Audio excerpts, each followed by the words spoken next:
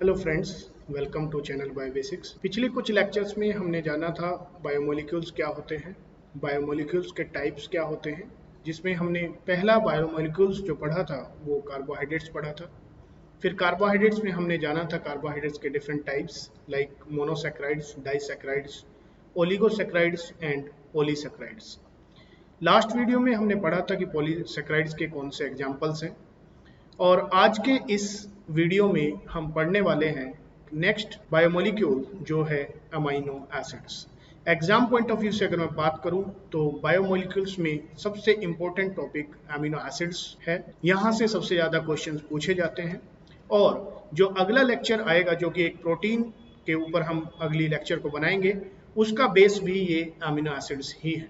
सो इस लेक्चर को बड़े ध्यान से हमें पढ़ना होगा ताकि हमारा जो अगला जो लेक्चर होगा वो भी अच्छे से हम समझ पाए। तो जैसा कि नाम से इंडिकेट होता है कि अमाइनो एसिड्स क्या होते हैं, और इटसेल्फ इस वर्ड में ही जो डेफिनेशन है वो छुपी हुई है, यानी कि वो एक ऐसा मोलिक्यूल्स जिसके पास अमाइनो इट मींस NH2 और एक acidic it means COOH group पाया जाता है। ऐसे मोलिक्यूल्स को हम अमीनो एसिड्स कहते हैं। अमीनो एसिड्स वो कंपाउंड होते हैं जिनके पास अमीनो ग्रुप और कार्बोक्सिलिक ग्रुप दोनों पाए जाते हैं, लेकिन यहाँ पर सबसे इंपॉर्टेंट बात यह है कि ये दोनों ग्रुप एक ही कार्बन से अटैच्ड होने चाहिए। किस तरह से? Suppose it is a carbon where this NH2 it means the basic amino group is attached, and with the same carbon a carboxylic group is attached, and the another side it is H and R।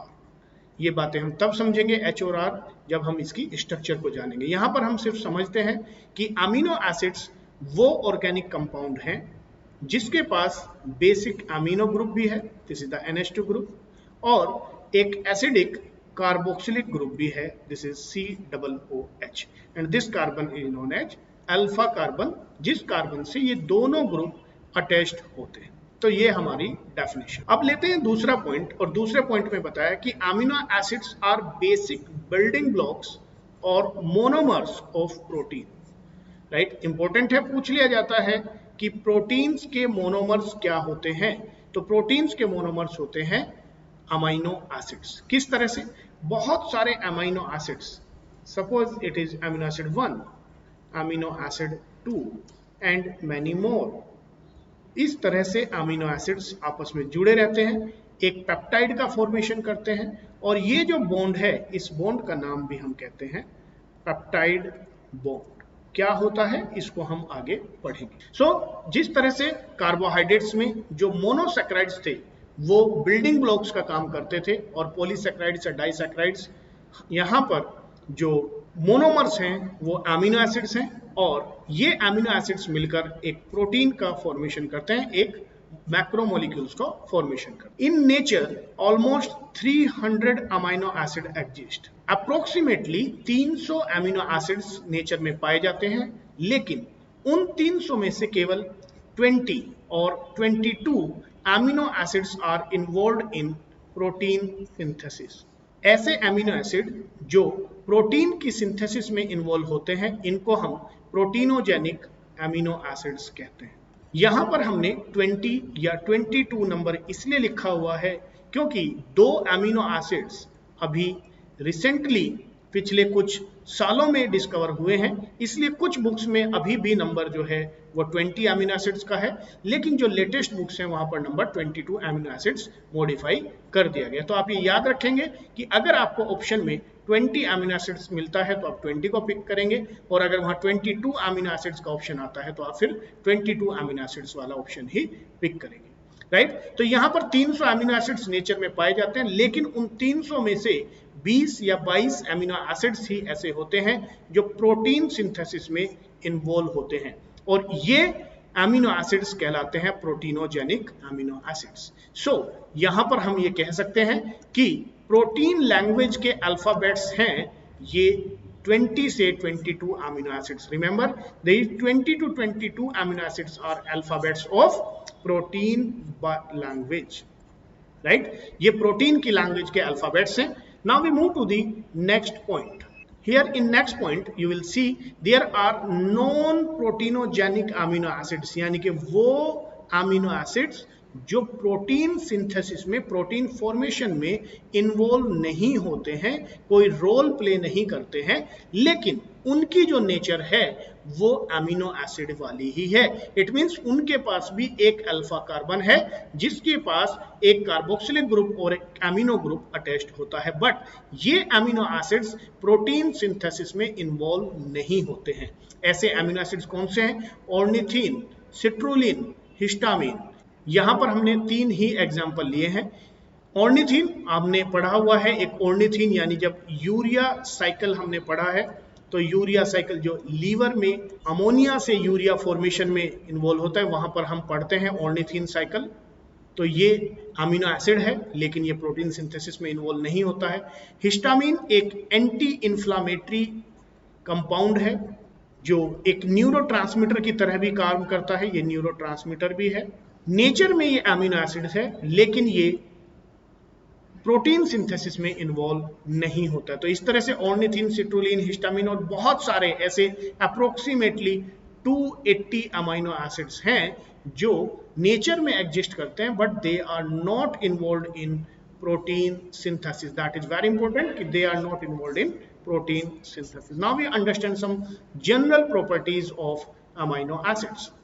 Here is the first property and it is they have a very high melting and boiling point. इनका जो melting point है, इनका पिघलने की या उबलने की जो point है वो बहुत ही high है, approximately 200 to 300 डिग्री सेल्सियस पर जाकर अमीनो एसिड्स मेल्ट होते हैं या बॉयल होते हैं। इंपॉर्टेंट है। दूसरा पॉइंट यहाँ पर लेते हैं कि amino acid white crystalline form में होते हैं, सॉलिड सब्सटेंस की तरह से व्हाइट इनका क्रिस्टल्स बनाया जा सकता है। White crystalline and solid substances होते हैं।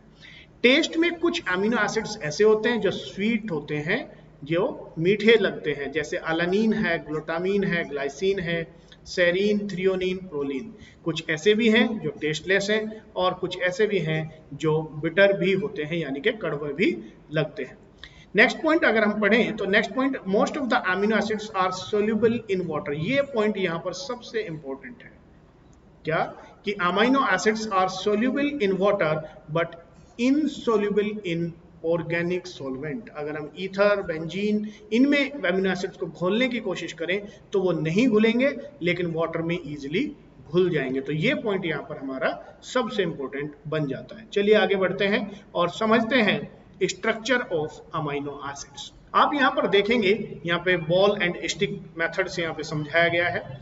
तो यहाँ पर ये जो कार्बन है दिस इज अल्फा कार्बन, इस अल्फा कार्बन से NH2 ग्रुप अटैच्ड है और यहां पर दूसरा कार्बोक्सिलिक ग्रुप यानी कि जिसे हम एसिडिक ग्रुप कहा वो यहां पर अटैच्ड है। ये हमारा बेसिक ग्रुप हो गया और ये हमारा एसिडिक ग्रुप हो गया। इस अमीनो एसिड में एक यहां पर H होता है और ये R जिसको हम साइड चेन कहते हैं। यहां पर आपको एक बात याद रखनी है जो कि सबसे इंपॉर्टेंट है, वो बात ये है कि सभी अमीनो एसिड्स में ये वाला जो पार्ट है जिसमें alpha amino group, carboxylic group और हाइड्रोजन है, ये सभी अमीनो एसिड्स में कॉमन होता है और you can say it is a backbone of amino acid. ये बेस बनाता है यानी कि जो R है, जो साइड चेन है, वो साइड चेन हर एक अमीनो एसिड्स में डिफरेंट होती है और इसी के बेसिस पर जो अमीनो एसिड्स हैं वो अलग अलग तरह के पाए जाते हैं। तो R साइड चेन ही अमीनो एसिड को डिफरेंट बनाती है एक दूसरे से। सो ये बात यहाँ पर इंपॉर्टेंट बन जाती है।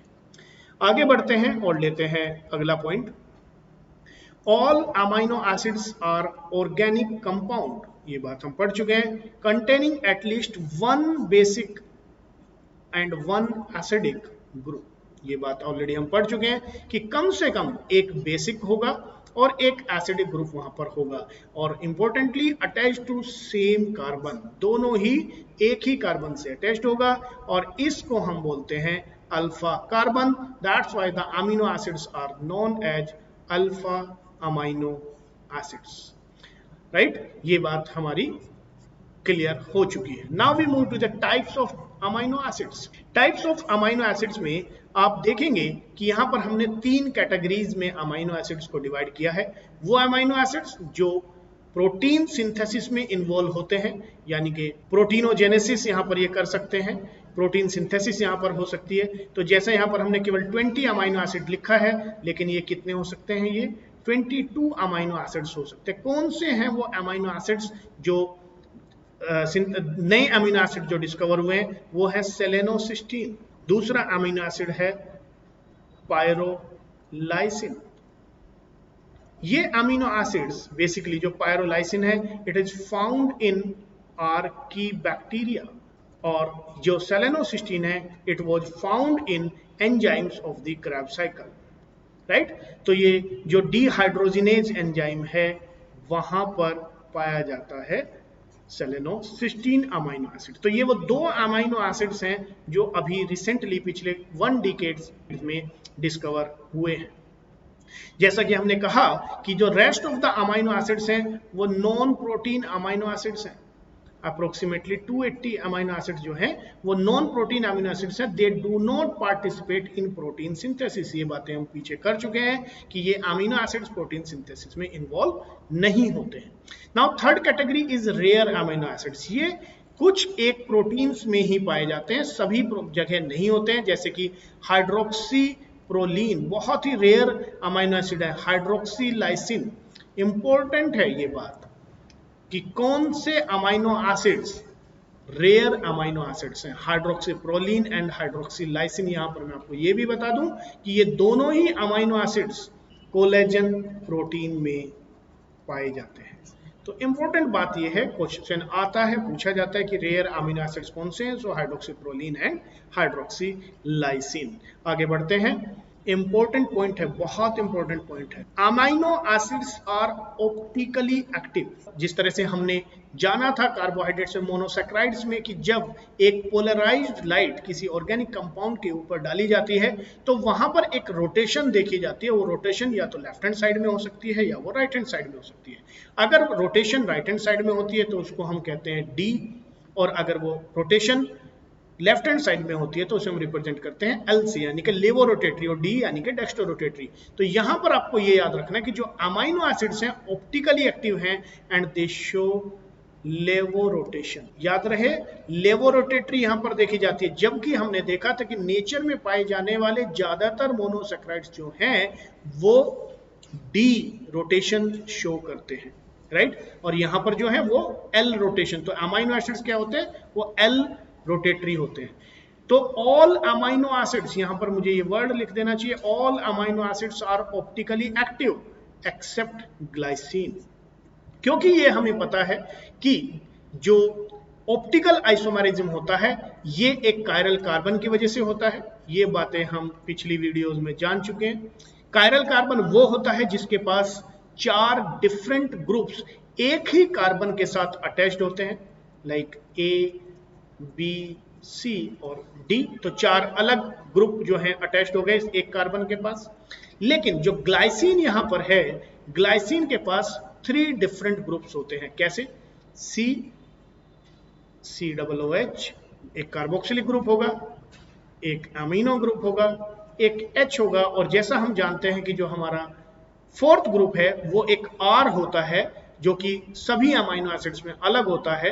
तो यहां पर जो R है वो RH है। तो क्योंकि यहां पर सामने भी एक H है और ये वाला भी H हो गया जो R है, तो इसलिए जो यहां पर कार्बन है वो कायरल कार्बन नहीं बन पाता है। और जब ये कायरल कार्बन नहीं बन पाता है तो ये ऑप्टिकली एक्टिव नहीं हो पाएगा। तो इसलिए हमेशा याद रखना है कि amino acids are optically active except glycine. Glycine में ऑप्टिकल आइसोमेरिज्म नहीं देखा जाता। आगे बढ़ते हैं और लेते हैं next point. At isoelectric point क्या होता है आइसोइलेक्ट्रिक पॉइंट, इसको भी समझते हैं, और आइसोइलेक्ट्रिक पीएच। तो या तो हम उस आइसोइलेक्ट्रिक पॉइंट कह सकते हैं या आइसोइलेक्ट्रिक पीएच कह सकते हैं। Amino acid act as zwitterion, कैसे काम कर रहा है, act as zwitterion. Zwitterion क्या है, इलेक्ट्रिकली न्यूट्रल है, इलेक्ट्रिकली न्यूट्रल है और नेट चार्ज 0 है और बाइपोलर आयंस भी है।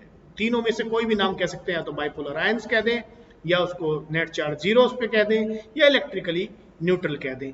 वो ऐसा पॉइंट जिस पर अमाइनो एसिड्स इलेक्ट्रिकली न्यूट्रल हो जाए या नेट चार्ज 0 हो जाए और उसके ऊपर या बाइपोलर आयंस हो जाए, ऐसे पॉइंट पर जब अमाइनो एसिड्स पर ये कंडीशन आ जाती है उसको ज्विटर आयन कहते हैं। ऐसी कंडीशन कब आती है ये देखते हैं। यहां पर एक स्ट्रक्चर दिखाई गई है अमाइनो एसिड की, जैसा हम जानते हैं बेसिक ग्रुप है और ये एसिडिक ग्रुप है। तो जब इस अमाइनो एसिड्स को एक लो पीएच सॉल्यूशन में रख दिया जाता है, when this amino acid is in low pH, और जैसा कि हम जानते हैं कि लो पीएच होता है high concentration of hydrogen ion. तो जिस टाइम पर ये हाइड्रोजन आयन ज्यादा होंगे और इसमें इसको रखा जाएगा, उस टाइम पर जो बेसिक ग्रुप है ये एक हाइड्रोजन आयन को अटेन कर लेता है और कंडीशन बन जाती है कुछ ऐसी, H3N, और यहां होगा एक पॉजिटिव चार्ज C और H and this is R and it is COOH। तो यहां पर आप देखेंगे कि ये जो अमाइनो एसिड्स है, अब ये कैसा हो गया, ये पॉजिटिवली चार्ज हो गया, राइट। कब किया हमने, जब हमने पीएच लो की, जो हमने पीएच लो की, सपोज करते हैं ये पीएच हमारी 2 है, राइट। दूसरी कंडीशन अगर हम यहां पे ले कि अगर यही अमीनो एसिड हम एक ऐसे सॉल्यूशन में रखते हैं जिसका जो पीएच है वो हाई है, यानी कि यहां पर OH आयन जो है वो ज्यादा है। सो व्हाट विल हैपन कि जिस टाइम पर इस अमीनो एसिड को हम यहां पर रखते हैं तो ये H2N carbon, alpha carbon, this is H, this is side chain. तो यहां से यानी कि जो एसिडिक ग्रुप है, इस एसिडिक ग्रुप से जो प्रोटॉन है वो बाहर चला जाता है, यानी कि डीप्रोटोनेटेड हो जाता है। यू कह सकते हैं आप इट इज डीप्रोटोनेटेड। और जब एक प्रोटॉन बाहर चला जाता है तो यहां पर एक नेगेटिव चार्ज आ जाता है। और ये कब हुआ, जब पीएच हमारी हाई है, it means suppose it is pH 10, right. PH 10 पे वो निगेटिवली चार्ज गेन कर लेता है और पीएच 2 पर वो एक पॉजिटिव चार्ज गेन कर लेता है। तो हमें बीच की एक ऐसी पीएच हमें बनानी पड़ती है जिस पीएच पर ये कंडीशन जनरेट हो जाए, एक ऐसी पीएच जिस पीएच पर वो अमीनो एसिड्स पॉजिटिवली चार्ज भी बियर करता हो और उसके पास एक नेगेटिव चार्ज भी हो। तो ऐसी पीएच को हम आइसो इलेक्ट्रिक पॉइंट कहते हैं।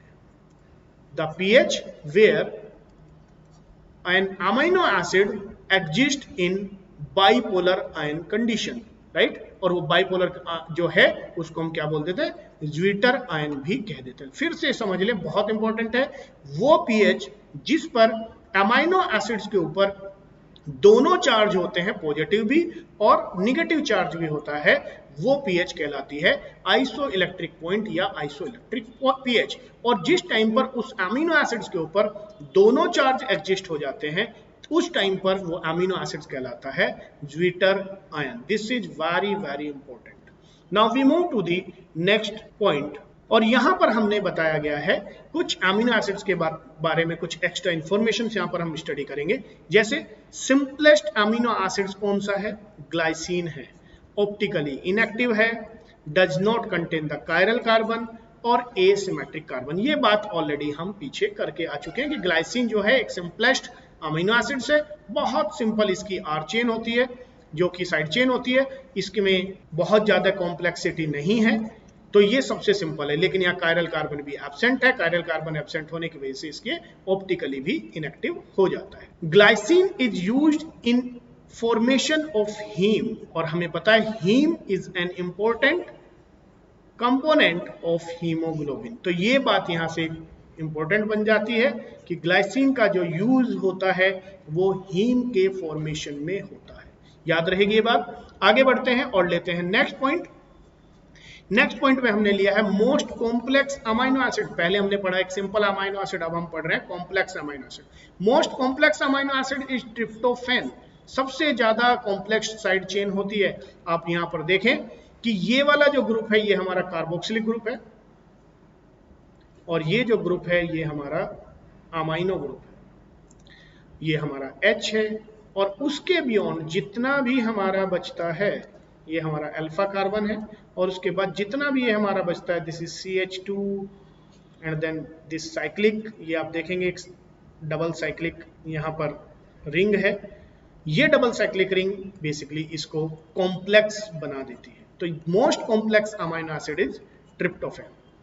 ट्रिप्टोफैन का यूज कहाँ होता है? Tryptophan is used in formation of melatonin and serotonin.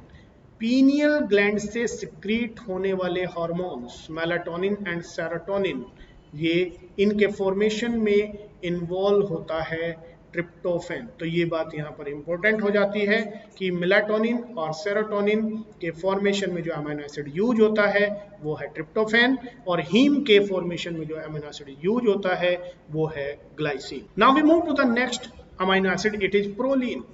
Proline is also known as imino acid. बहुत इंपॉर्टेंट है, अक्सर क्वेश्चन यहाँ से पूछा जाता है। The name of imino acid, हमने इसको अमाइनो एसिड नहीं कहा, हमने इसको इम्यूनो एसिड कहा। तो ये पूछ लिया जाता है कि इम्यूनो एसिड कौन सा है, तो आंसर होगा हमारा प्रोलीन। क्यों है? Because it has cyclic side chain. Cyclic side chain तो और में भी है, लेकिन यहां पर आप देखेंगे कि जो साइड चेन है वो फिर से अल्फा कार्बन के साथ अटैच्ड हो जाती है। कैसे होती है आप यहां पे देखें, ये हमारा कार्बोक्सिलिक ग्रुप है, ये अल्फा कार्बन है और ये H ग्रुप है और इसके बाद ये हमारी साइड चेन यहां से शुरू हो जाती है और ये साइड चेन साइकिल बना के फिर से अल्फा कार्बन से अटैच्ड हो जाती है। तो यहां पर फ्री अमाइनो ग्रुप नहीं है, इसीलिए इस अमाइनो एसिड को हम बोल देते हैं इम्यूनो एसिड। राइट, ये बात याद रखनी है कि प्रोलीन को हम इम्यूनो एसिड्स भी कहते हैं और यहां पर जो अमीनो ग्रुप है वो चेन रिंग करके वापस अल्फा कार्बन से अटैच्ड हो जाता है। आगे बढ़ते हैं, यहां पर नेक्स्ट अमीनो एसिड्स जो लिया है it is tyrosine. Tyrosine is used in formation epinephrine. Epinephrine हमारा जिसका दूसरा नाम एड्रेनालिन भी बोलते हैं या नॉन एपिनेफ्रिन, नोर एपिनेफ्रिन जिसको हम नोर एड्रेनालिन भी बोलते हैं। कहां से सिक्रीट होता है? ये हमारा एड्रीनल मेडुला से निकलता है। एड्रीनल मेडुला से निकलने वाला जो हार्मोन्स हैं वो कौन से? एपिनेफ्रिन एंड नोर एपिनेफ्रिन है। राइट, ये जिसको हम फाइट एंड फ्लाइट हार्मोन्स भी कहते हैं। दूसरे हार्मोन्स जो कि T3 एंड T4 है ये हमारे सिक्रीट होते हैं थायराइड ग्लैंड से, जिसमें आयोडीन की जरूरत भी पड़ती है। राइट, तो T3 and T4 hormones are also synthesised by tyrosine amino acid and melanin pigment. याद रहे कहाँ का हमारा यूज हो रहा है? टायरोसिन एपिनेफ्रिन नॉरएपिनेफ्रिन को बनाने में यूज हो रहा है, T3 T4 को बनाने में यूज हो रहा है और मेलानिन पिगमेंट जो हमारी स्किन कलर के लिए जरूरी है वो भी टायरोसिन से ही फॉर्म हो रहा है। पहला amino acid, first amino acid which was discovered, पहला अमीनो एसिड जिसकी खोज की गई थी वो है एस्पार्जीन। ये भी आप ध्यान रहे कि अगर आपसे पूछा जाता है कि अर्थ पर बनने वाला पहला अमीनो एसिड कौन सा था, सो आंसर होगा ग्लाइसिन एंड एलेनिन। याद करें स्टैनले मिलर का एक्सपेरिमेंट, और जब स्टैनले मिलर ने जो एक्सपेरिमेंट किया था और वहां पर जो उनको पहले अमीनो एसिड्स मिले थे वो थे glycine, alanine and D alanine. ये अमीनो एसिड्स वहां पर देखने को मिले थे। तो याद रहे कि अगर पूछा जाता है कि अर्थ पर पहले अमीनो एसिड बनने वाले कौन से हैं तो ग्लाइसिन है, लेकिन अगर यहाँ पर डिस्कवरी की बात करें कि first amino acid which was discovered it is asparagine. Now we move to the next point, it is synthesis of amino acid। कहाँ होती है हमारी बॉडी में अमीनो एसिड की synthesis? So it takes place in liver। The process is known as transamination. जब भी amine group का transfer किया जाता है उस रिएक्शन को हम क्या बोलते हैं? Transamination. And this reaction takes place in liver, right.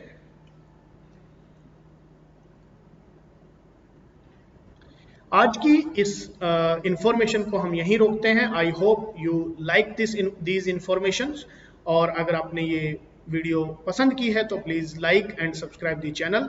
और अगली वीडियो में हम पढ़ने वाले हैं प्रोटीन और उसकी structure. Thank you so much for watching this lecture.